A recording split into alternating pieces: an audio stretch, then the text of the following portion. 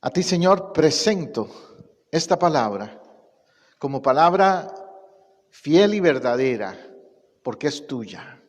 Y te pido que ella produzca cambios, reprenda, exhorte, anime, edifique, haga lo que quiera hacer por tu Espíritu Santo, que es quien la hace producir ese fruto en quienes la reciben.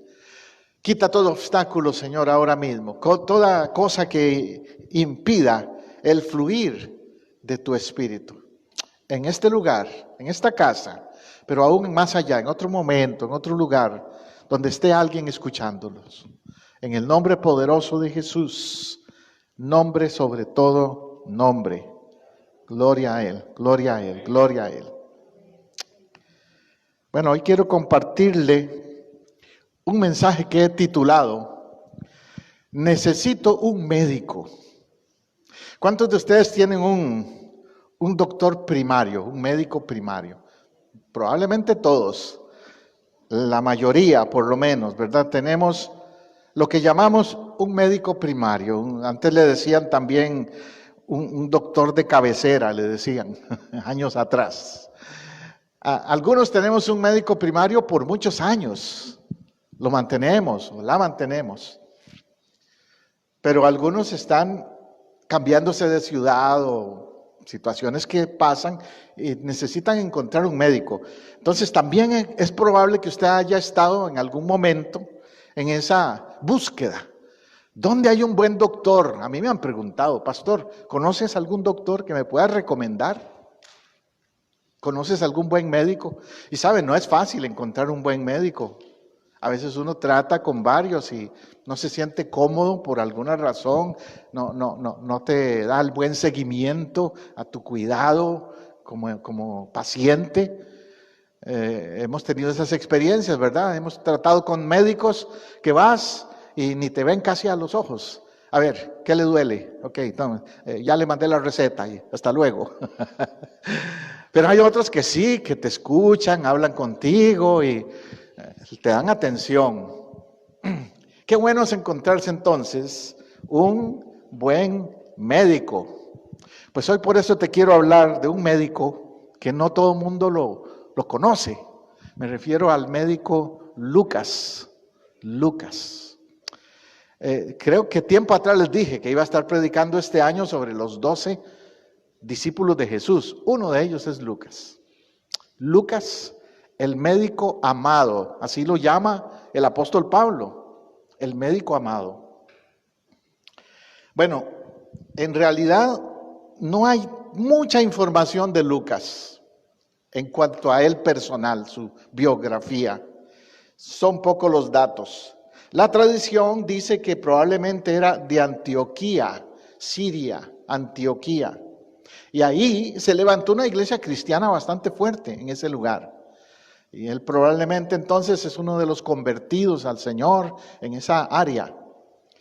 Él es lo que llamamos un convertido del mundo secular. En ese tiempo le decían los gentiles al cristianismo. Ahora, en esa área, como le digo, la iglesia empezó a fundarse y probablemente su familia se unió a la iglesia de Antioquía. El nombre Lucas parece que es una abreviación del nombre Lucano o Lucio. No sabemos exactamente. Pero eso es un dato poco que hay de quién era. Ahora, desde el punto de vista espiritual, como te digo, te quiero hablar de los 12. Hoy te hablo de uno más, Lucas. Él fue discípulo de Pablo, o sea, andaba mucho con Pablo, se le pegó a Pablo, lo seguía, andaba con él en los viajes misioneros. Era un ayudante fiel de Pablo. No se conoce mucho, como te digo, de su propia vida, pero dejó un gran legado. ¿En qué? En lo que escribió. Lucas es el autor del Evangelio de Lucas, pero también es el autor del libro de los Hechos, que narra el comienzo de la iglesia cristiana. Entonces nos dejó un gran legado en ese sentido, Lucas. Como discípulo, él no se da mucha gloria personal cuando habla de él. Él se excluye a sí mismo, inclusive de las personas que fueron testigos directos del Señor. Es decir, él no estuvo allí. Es por eso que en el Evangelio de Lucas, cuando él se introduce, él dice: excelentísimo Teófilo, aquí te escribo y yo he indagado, he investigado las cosas conforme a otros me han contado. O sea, él buscó las fuentes primarias, pero él no era fuente primaria. Él buscó información de los otros discípulos. Él no había oído directamente de Jesús, pero se consultó con los que sí estuvieron con Jesús directamente. Hay una teoría que algunos tienen de que probablemente él haya estado entre los 70, que Jesús tenía 70 además de los 12, pero no hay ninguna evidencia concreta en cuanto a eso. Si vamos al Evangelio, para ir ya al texto bíblico, Lucas 1, 1 al 3. Lucas 1, 1 al 3 dice: puesto que ya muchos han tratado de poner en orden la historia de las cosas que entre nosotros han sido ciertísimas. Note, él dice, otros ya han puesto las cosas en orden. O sea, yo no vengo a decir nada nuevo en ese sentido. Él viene a reconfirmar lo que otros dijeron, los otros discípulos. Además dice de las cosas que eran ciertísimas. Lucas no está cuestionando las verdades que le habían compartido los otros discípulos. No, dice, son ciertísimas. Verso 2. Tal como nos las enseñaron los que desde el principio lo vieron con sus ojos y fueron ministros de la palabra. O sea, afirma que aquellos que estuvieron con Jesús y fueron testigos oculares son la fuente válida, la fuente importante. En cuestiones de autoridad, cuando se habla de que alguien escribe un libro o que alguien presenta un tema, la autoridad depende mucho de la fuente. A veces a mí como pastor me preguntan, ¿qué opina de esto, pastor? ¿Qué opina de este artículo, de este video, que salió por allí? Y yo siempre les digo, primero empiecen por buscar la fuente. ¿Quién lo dice? El otro día alguien me envió, un familiar de mi esposa, creo que fue, que nos envió un video y nos preguntaba, pastor, ¿qué opina de eso? Vamos a ver la fuente. Resulta que la fuente era de una secta falsa. Entonces le decía yo a esta persona, ves, por eso hay que ver la fuente, de dónde viene, por qué piensa así, por qué dice así las cosas. Y Lucas dice que él se basó en lo que otros vieron con sus ojos y fueron ministros de la palabra. ¿Qué mejor evidencia entonces? Ahora en el verso 3 dice, me ha parecido también a mí. Ahora sí, ahora él dice, yo también quiero aportar, yo también quiero dar mi punto de vista acerca de este tema. ¿Cuál tema está él hablando? Jesús. ¿Quién es Jesús? El Evangelio, el mensaje de Cristo. Me pareció también a mí, dice, después de haber investigado con diligencia. ¿Cómo investigó? Con diligencia. Usted y yo, hermano, hermana, tenemos que ser así, ¿sabe? Ser investigadores con diligencia. Diligencia quiere decir que le puso empeño, que investigó en el sentido de que se metió más adentro, más profundo al tema. Como el caso que te acabo de mencionar de este video que me mandaron, o nos mandaron a mi esposa y a mí. Yo le decía a mi esposa, ok, vamos a ver el texto bíblico, y vamos a ver el contexto, y vamos a ver el idioma original, vamos a ir a todas esas bases profundas, vamos a ser diligentes, no nada más de, sí dice tal, no, dile esto. No, hay que ser diligente, explorar. Dice en el libro de los Hechos que los cristianos de Berea, una iglesia que había, eran mejores que los demás porque exploraban, investigaban las cosas para ver si eran así. No se tragaban todo así, pasaban por un filtro lo que escuchaban o lo que les enseñaban. Yo espero que ustedes sean así, porque su pastor es así. Entonces, en eso imítenme, en que pasan por un filtro lo que les digan o enseñen por ahí. Yo soy así, es mi personalidad, yo investigo todo. Y Lucas dice eso, para ver si todas las cosas eran así desde su origen y escribírtelas por orden, oh excelentísimo Teófilo. Lucas además tenía una cualidad que me encanta. ¿Sabe cuál es? El orden, escribírtelas por orden. Hay gente que no sabe escribir, dice un enredo, empieza con un tema y brinca otro y así. Hay predicadores que son así, hay gente que habla así. Yo les llamo cantinfleadores, estilo Cantinflas, que no se sabe qué dijeron. A mí me encanta la gente que dice las cosas con un orden, con secuencia, con sentido, en el enfoque de lo que dicen. Y Lucas tenía esa cualidad. Y en su carta, el Evangelio de Lucas, él lo hace así. Empieza ¿con qué? ¿Con qué empieza Lucas? Con la genealogía de Jesús, sus antepasados y todo eso. Luego sigue con sus milagros. Es el Evangelio de Lucas es el Evangelio que más enfoca al Jesús humano. Si usted me pregunta, hay un curso que damos en el seminario que lo titulamos Los 4 Evangelios comparados, porque cada evangelio tiene un enfoque distinto. Mateo habla más a los judíos, ¿ves? Y en el caso de Lucas, él habla más a los gentiles, el enfoque. Y en ese sentido, él se preocupa por presentar a ese Jesús humano. Juan es el que le presenta más a un Jesús divino, se enfoca más en la divinidad. Lucas en la parte humana de Jesús, que es necesario conocerla también. Ahora, ¿qué nos puede enseñar Lucas como discípulo cristiano? ¿Qué nos puede enseñar? Algo interesante aquí que notar es que Lucas era una de esas personas que tenía una profesión secular importante, como era ser médico. Imagínate, si ser médico es importante hoy, ¿cuánto más lo debe haber sido en la época de él? Porque en la época de Lucas eran muy pocos los que alcanzaban ese grado de ser médicos. No habían muchos.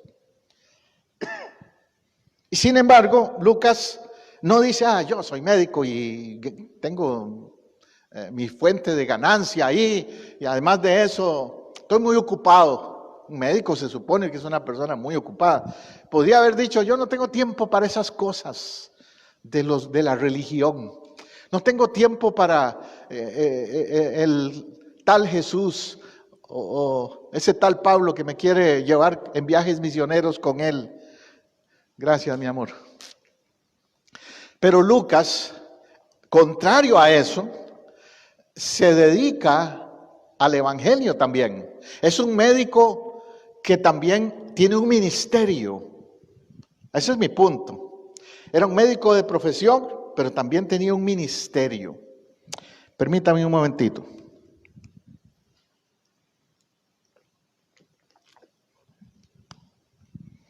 Aquí le quiero mencionar un ejemplo de un amigo mío, nuestro, de mi esposa y yo, el doctor Víctor Rivera, si alguno por ahí lo conoce. El doctor Víctor Rivera fue estudiante mío en el seminario en Asbury, cuando fui profesor en Asbury. Y desde entonces hicimos muy buena amistad. Él es doctor aquí en el área el oeste de Orlando, por ahí está donde él trabaja. Por la West Colonial está su clínica, comercial gratis. Entonces, lo importante aquí es que el doctor Rivera a mí me ha dado admiración, que siendo un médico también, muy ocupado, él todos los años, las vacaciones, él las dedica al ministerio misionero. Él dedica 2 semanas a ir a República Dominicana, ha ido, a Cuba y a otros países por ahí, ha ido hasta África, inclusive a países africanos, con un grupo de médicos, no solo él, es un equipo que van. Es un ministerio que le llaman Médicos Sin Fronteras. Y ellos van ahí, son oculistas, dentistas, médicos primarios, de familia, etc.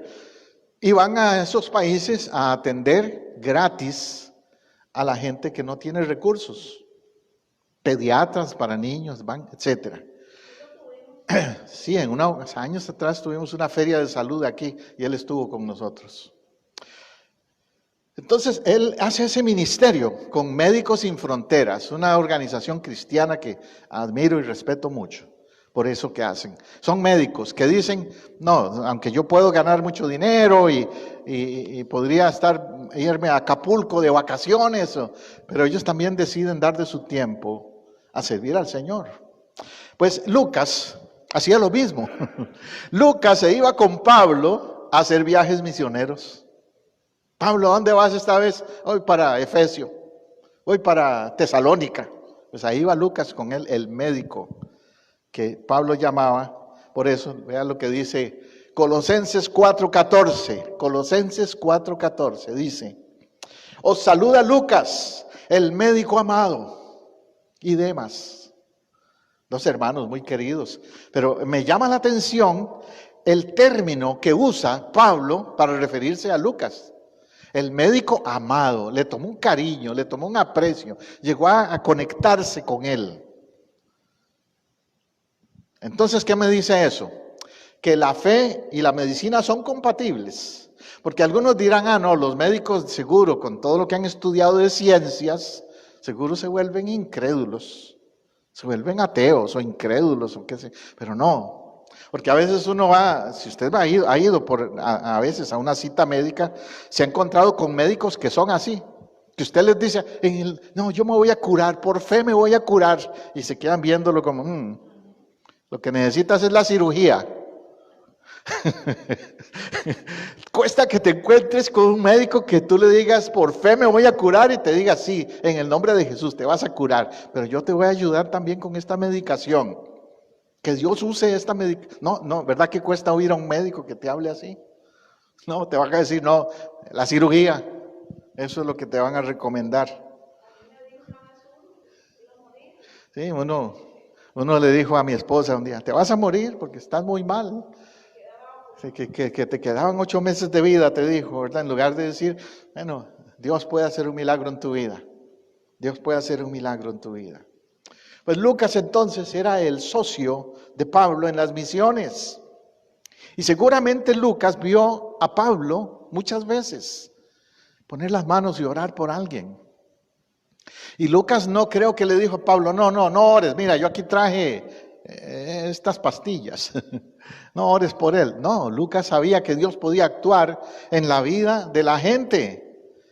Entonces Lucas participó de todo lo que Pablo vivió como misionero. Dice en 2 Timoteo 4:11, el único que está conmigo es Lucas. Otra declaración que hace Pablo de Lucas. Antes lo llamó el médico amado, ahora dice que el único que está con él es Lucas. ¿Qué indica eso? Lealtad. Lealtad. Ese es uno de los valores que se ha perdido hoy día, ¿sabe? La lealtad. Cuesta encontrar gente leal. Y Pablo reconoce que Lucas era leal, estaba con él siempre. Dice tristemente Pablo eso en su epístola allí, durante su segundo cautiverio en Roma. El médico Lucas, entonces, testigo de milagros. Vea lo que dice Lucas 4:40. Al ponerse el sol, todos los que tenían enfermos de diversas enfermedades, los traían a él, y poniendo las manos sobre cada uno de ellos, los sanaba. Lucas hace referencia a un Jesús sanador, a un Jesús de milagros, a un Jesús que sana las enfermedades. Dice que le traían a la gente de diversas enfermedades. Alguien ha dicho que a Jesús le dieron 40 latigazos menos uno cuando lo flagelaron. La costumbre romana era eso, darle 40 latigazos menos uno, 39.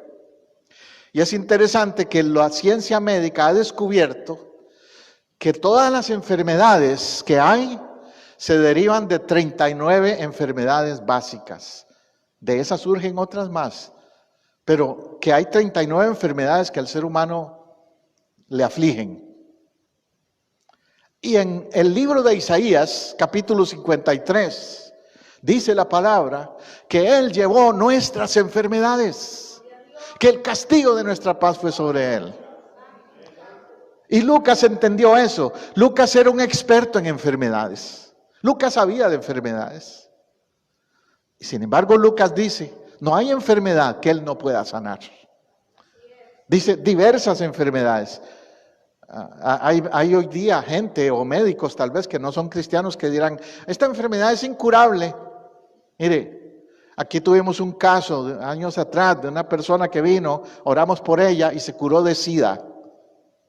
Sí, le hicieron el examen y le dijeron vuelve dentro de 6 meses. Es que a veces se esconde y vuelve a aparecer. Volvió a 6 meses después, tampoco estaba el SIDA. Después la declararon libre del SIDA. Y decía, pero antes decían, el SIDA, y da para siempre, no se quita. A mí me han preguntado, pastor, ¿y qué? ¿Se puede curar un esquizofrénico? ¿Se puede curar la diabetes? ¿Se puede curar todo lo que los médicos dicen que es incurable? Sí, se puede curar en el poder de Dios. Claro, en el caso de mi esposa, ella se curó, sí, de lo que le habían diagnosticado. Toda enfermedad. La palabra de Dios no dice que Jesús vino para sanar algunas enfermedades. Dice que Él vino a sanar todas nuestras dolencias. Y poniendo las manos sobre ellos los sanaba. De ahí es que nosotros los cristianos, los discípulos de Jesús, acostumbramos poner nuestras manos sobre alguien para orar. No porque yo tenga poder, sino porque a través de ese toque que damos a la persona, le estamos transmitiendo fe. La persona que vea que un cristiano ora por usted o un pastor, el sentir esa mano tocando su hombro, su cabeza, que es donde ponemos la mano, no en otra parte del cuerpo, en su cabeza o en su hombro. Si es un hombre, un varón, se la podemos poner en el pecho, hombre a hombre, pero si no en la cabeza o en el hombro. Y oramos por usted en fe, en el nombre de Jesús, como lo hizo Jesús, que ponía su mano sobre los enfermos y ellos sanaban, Lucas nos narra entonces ejemplos de sanidades. El evangelio que él escribió, que Lucas escribió, es uno de los que tiene más milagros y sanidades. Y yo creo que es porque como él era médico, a él le llamaba la atención eso, que enfermedades que otros no podían curar, él las curó. Lucas narra de leprosos, que en esa época era desahuciado un leproso, y Lucas habla de leprosos sanados. De ciegos sanados, de imposibles humanos que Jesús sanó. Lucas 4, 38 al 39 dice, entonces Jesús se levantó, salió de la sinagoga y entró en casa de Simón. ¿Cuál Simón? Pedro, el apóstol. Entró en casa de Simón. La suegra de Simón tenía una gran fiebre y le rogaron por ella. E inclinándose hacia ella, reprendió la fiebre y la fiebre le dejó. Y levantándose ella al instante le servía. Qué tremenda historia esa, ¿no? Si dice que Jesús se inclinó, número 1 ahí que me llama la atención, es que sabes que Dios se inclina a ti. El Dios Todopoderoso se inclina a ti cuando estás caído. Ella estaba en una cama, tirada, con fiebre alta, y no sabían ni por qué, pero Jesús se inclinó a ella. Jesús llega donde estés. Estás en una cama de hospital, ahí llega Jesús también, inclinándose a ella. ¿Qué hizo también? Reprendió la fiebre. Jesús no se puso a regañar a la persona. Estás enferma porque te lo buscaste, porque esto, porque el otro. No, ¿verdad? Él reprendió a lo que había que reprender, la fiebre. A veces también eso me indica que uno tiene que orar específico. A veces hay personas que oran como sin sentido, genérico, sin decir nada concreto. A veces es importante ponerle nombre a la oración. ¿Me siguen? Señor, yo oro por esta persona y diga el nombre de la persona. Y oro por la sanidad en tal parte del cuerpo. Mi esposa y yo, cuando hemos tenido casos de orar por enfermos, siempre les preguntamos, ¿cuál es su dolencia? ¿Dónde siente su dolencia? ¿En la cabeza? ¿En el estómago? ¿Artritis? ¿Huesos? Lo que sea. Y entonces oramos específicamente por eso. Pastor, tengo migrañas. Vamos a orar por migrañas entonces. No, vamos a orar por el estómago. Vamos a orar por migrañas específicamente. Y así Jesús lo hizo. Oró reprendiendo la fiebre. De donde fuera que viniera esa fiebre, Jesús dijo, se tiene que ir. Y ella al instante le servía. Eso indica que se recuperó, se sanó, se levantó, hasta se puso, eso de que le servía, indica que seguro se puso a hacerles comida, a atenderlos, porque así es la cultura judía, especialmente las mujeres, las damas. ¿Qué quieren? Vamos, no se van a ir sin comer algo, ¿verdad? Así son. Este caso me hace recordar a mi madre, ¿sabe? Yo tuve una experiencia y lo digo como testimonio para gloria de Dios.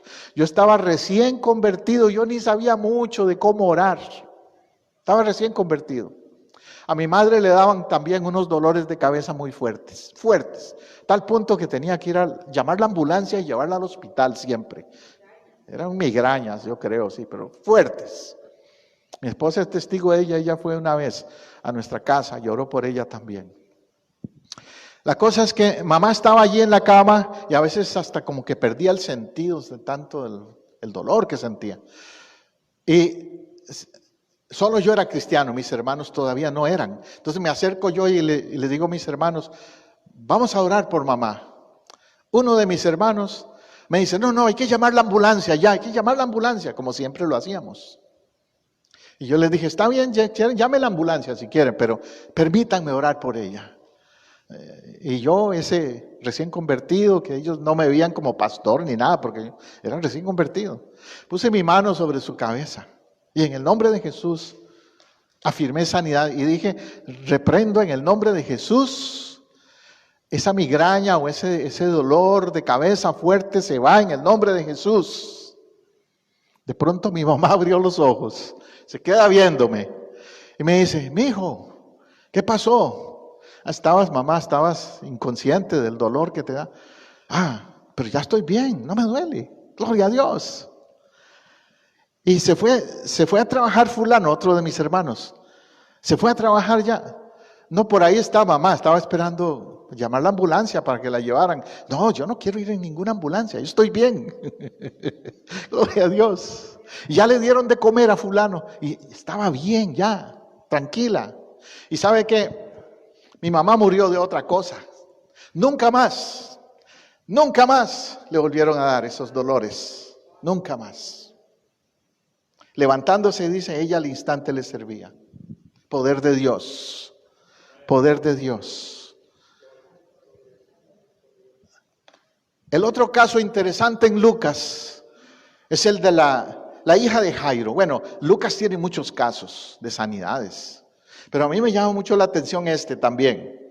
El caso de la hija de Jairo. Lucas 8, 40 al 47.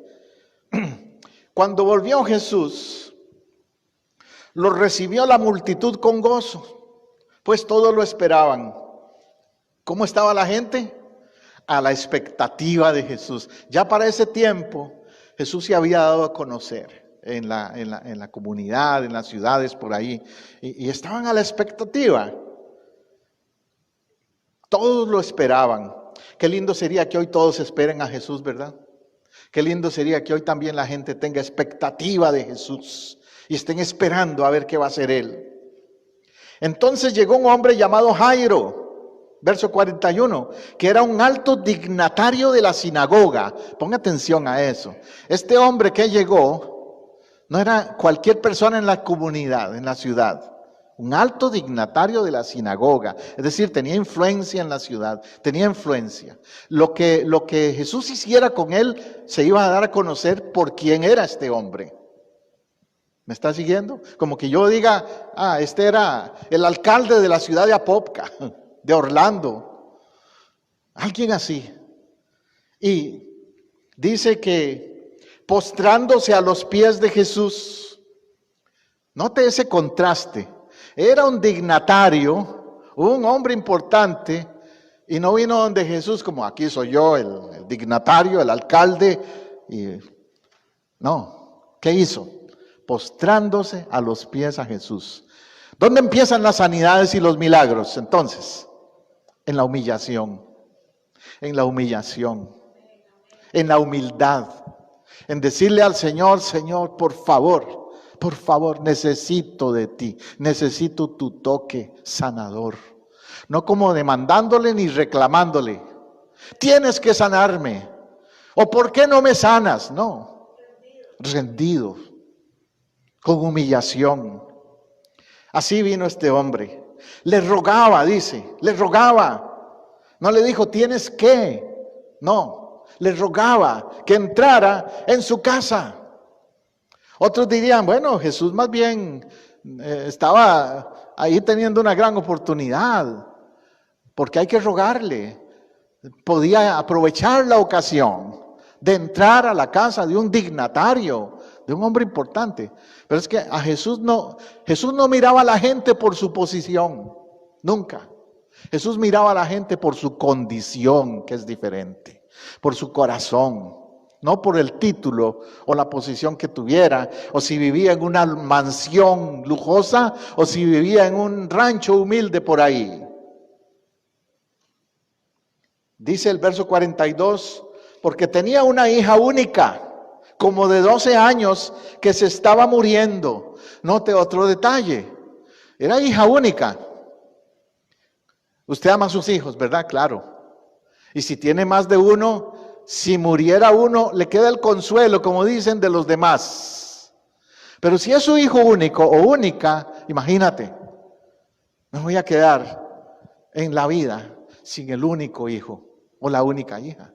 Era más fuerte. Entonces, el dolor que este hombre sentía.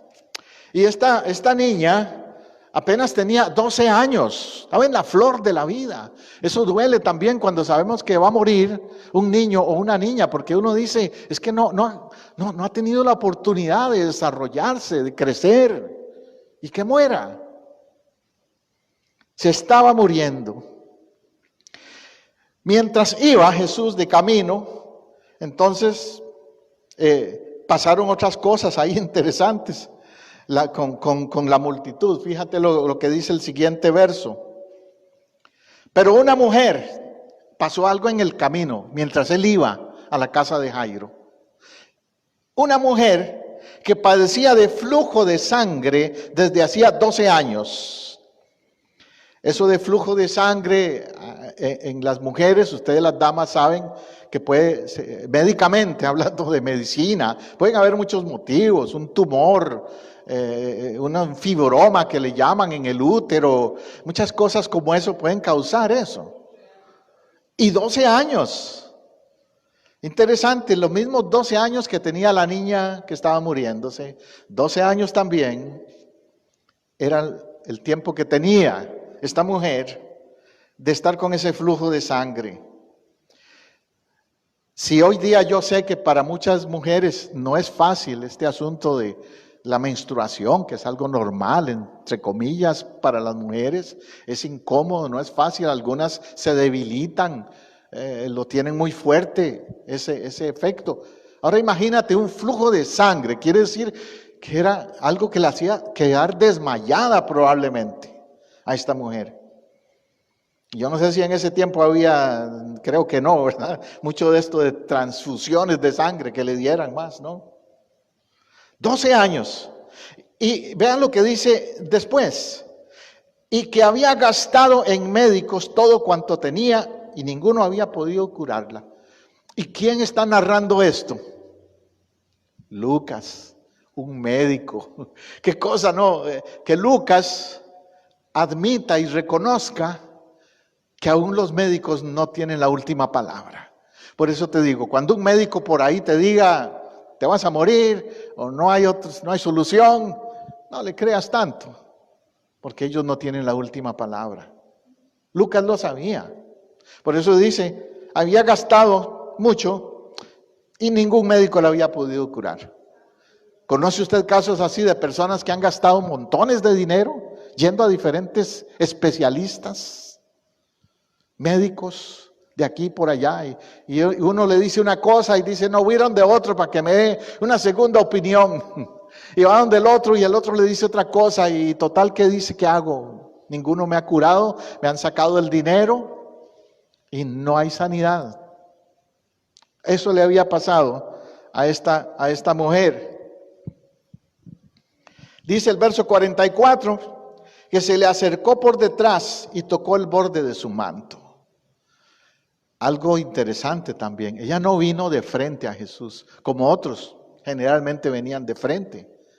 Jesús, aquí estoy, no me ignores, mírame, necesito tu ayuda. Muchos vinieron así, de frente, pero ella tuvo una postura de humillación mayor, porque vino por detrás de Jesús y solo tocó el borde de su manto. No se atrevió a tocar a Jesús ni en el hombro, ni en ninguna otra parte, como alguien normalmente haría. Tocaría, Señor, venga, y le tocó el hombro. No, ella no, le tocó el borde de su manto. Ahora, hay algo interesante que no sabemos si no estudiamos el trasfondo cultural y religioso de la época también. Y es que en la cultura judía, el borde del manto tenía un simbolismo. Los rabinos, los líderes del judaísmo, la gente les tocaba el borde, andaban en el manto, en el borde, algo colgando que los distinguía del resto de la gente. Solo ellos lo andaban. Y solo un rabino andaba eso.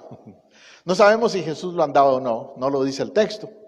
Pero lo que sí sé y entiendo es que esta mujer vio a Jesús como un rabino. Ella no lo vio como cualquier otro predicador por ahí. Ella entendió que era el maestro, que era un rabino, que tenía autoridad. Y por eso también toca el borde de su manto. Ahora dice el verso allí al final que al instante, note, al instante se detuvo el flujo de sangre. Gloria a Dios. Hay sanidades progresivas, que poco a poco alguien va recibiendo la sanidad de algo. Dice, yo de pronto me he sentido mejor de esto y ya casi no siento el dolor de cabeza o casi no siento el dolor de estómago, la gastritis se me está yendo o lo que sea. Pero hay ocasiones donde la sanidad es instantánea también. Nunca más vuelves a sentir ese problema. ¿Te ha pasado? ¿O conoces casos? Probablemente que sí. En este caso así fue. Algo que estaba muy serio, 12 años sin poder ser curada. Ahora, al instante se detiene el flujo de sangre. Entonces Jesús dijo, ¿quién es el que me ha tocado? Todos lo negaban y Pedro y los que estaban ahí decían, maestro, la multitud te aprieta y oprime y tú preguntas, ¿quién es el que me ha tocado? Sabes, yo creo que Jesús estaba probando a la gente, ¿cierto? Probando la fe de ella y probando a la gente. Jesús todo lo sabe, yo sé que él sabía quién lo había tocado, pero él estaba probando a ver qué reacción había, porque como que ella no quería darse a conocer. Y Jesús quería que ella fuera una testigo del poder de Dios. Y también era prohibido para una mujer y tal vez temía que la fueran a castigar. En esa época así era. Verso 46 dice, Jesús dijo, alguien me ha tocado porque yo he sentido poder salir de mí. Oh, aleluya. Aquí quiero resaltar algo importante. Jesús dice, poder ha salido de mí. ¿Dónde está el poder? En Jesús. El poder salió de Él porque Él es Dios. Y la gente puede sentir ese poder y ese toque cuando busca ese poder. Cuando deja de buscar otras cosas. Cuando deja de depender de otras cosas. En esto de la sanidad hay que aprender a depender del poder de Dios, ¿sabes? Lucas, como médico, sabe eso. Y no estoy diciendo, y Lucas estaría de acuerdo conmigo, que rechaces la medicina, no. Pero que no dependas de la medicina humana o física o material, médica, sino que dependas del poder de Dios. ¿Me está siguiendo? Jesús dijo, alguien me ha tocado y he sentido poder salir de mí. Y ese poder sigue activo. Ese poder de Jesús sigue activo, sigue fluyendo, sigue saliendo de Él para tocarte, para sanarte. Ya sea en lo físico o aún en lo emocional. Puede hacer ese toque Él también. Verso 47 dice, entonces, cuando la mujer vio que había sido descubierta, ¿ves? Como mencionó la pastora, había un peligro para la mujer el hacer eso de meterse entre la multitud allí sin permiso y tocar al rabino. Cuando vio que había sido descubierta, vino temblando. Tenía temor de lo que le pudieran hacer, apedrearla inclusive. Vino temblando y postrándose a sus pies, le declaró delante de todo el pueblo por qué causa lo había tocado y cómo al instante había sido sanada. ¿Ves por qué Jesús quiso que saliera a la luz? Jesús quería que ella dijera de su propia boca cómo Él la había sanado. Que diera testimonio. Eso también debe hacernos pensar que cuando hemos recibido el toque de Dios, no podemos callarnos. Cuando recibimos una sanidad, una respuesta de Dios, no podemos irnos y olvidarnos. Lamentable es que a veces en nuestras iglesias hay personas que vienen buscando sanidad. Y tal vez el Señor lo hace por su misericordia, les toca, les sana, pero se van y no vuelven a la iglesia. Se van y no quieren pasar al frente a decir, el Señor me sanó. Yo estaba así, estaba de esta manera, me pasaba esto, tenía este diagnóstico, esta enfermedad emocional o física, y el Señor me sanó. Jesús quería que ella fuera una testigo. Le declaró delante de todo el pueblo por qué lo había tocado y cómo al instante había sido sanada. Concluyo con el versículo 48. Jesús le dice ahí entonces, hija, tu fe te ha salvado, ve en paz. Unas breves palabras le dijo Jesús. Note, Jesús no la recriminó, no le reclamó, como tal vez ella pensaba o los discípulos. Qué atrevida, venir a tocar al rabino. No. No, o sea, exacto, más bien la exaltó, le respetó a su dignidad como mujer. Jesús no la criticó. Jesús no permitió que nadie más le hiciera nada, porque en el contexto queda evidente de que no la apedrearon, ni la juzgaron, ni la condenaron, no. Jesús nada más le dijo, tu fe te ha salvado. Note eso, tu fe. ¿Qué es lo que hace el poder de Dios moverse? Fe. ¿Qué tienes tú hoy, mi amigo, mi hermano? ¿Tienes fe? Si tienes fe, el toque de Dios puede ser posible para vos el día de hoy. Y luego le dice, ve en paz. Cuando alguien sabe que Dios le ha tocado, ya no se va a preocupar más por el diagnóstico que tenía, por la enfermedad que tenía, por la crisis que trajo al altar. Si tú te sigues preocupando por el diagnóstico, por la crisis, por el problema, por la situación, ¿qué demuestra eso? Falta de fe.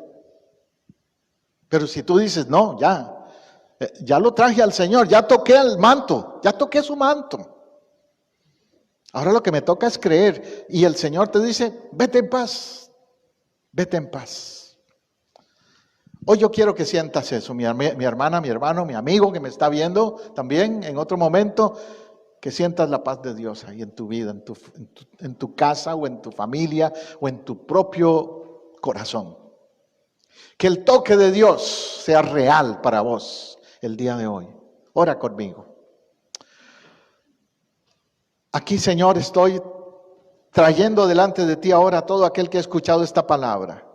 La historia del médico Lucas y de cómo ese médico fue testigo y escribió de tu obra poderosa, de tus sanidades en la gente. Y si hay alguien hoy que necesita ese toque, que lo reciba por fe, que su fe sea suficiente como la mujer que tocó el manto y que Jesús hoy haga esa obra. Él está ahí, Él está ahí, Él está ahí. Esta mujer hizo el esfuerzo de pasar entre la multitud. Vos tenés que hacer algo también hoy. Puedes levantar tu mano donde estés y decir: Señor, toca mi cuerpo, mi mente, mi ser, sáname, restáurame. Dile el nombre de tu enfermedad, la que te está afectando. Dile: Señor, esta es mi enfermedad. Como esa mujer, el flujo de sangre, yo tengo una que se llama así. Pero en este momento yo toco tu manto. Yo creo en ti, el médico eterno, el médico de médicos. Yo creo en ti. En fe yo creo. En el nombre tuyo, Jesús. Yo recibo sanidad. Y recibo tu paz. Y recibo tu paz. Amén y amén. Si has hecho esa oración, como siempre te digo, comparte con nosotros un testimonio. Escríbeme allí en los comentarios de cómo el Señor habló a tu corazón a través de este mensaje. Dios te bendiga mucho. Este es el pastor José Abdiel, pastora Teresa Matamoros, Iglesia del Nazareno, Casa del Rey. Desde Apopka, Florida, te bendecimos mucho los que han estado conectados ahí. Un abrazo siempre. Hasta el próximo domingo.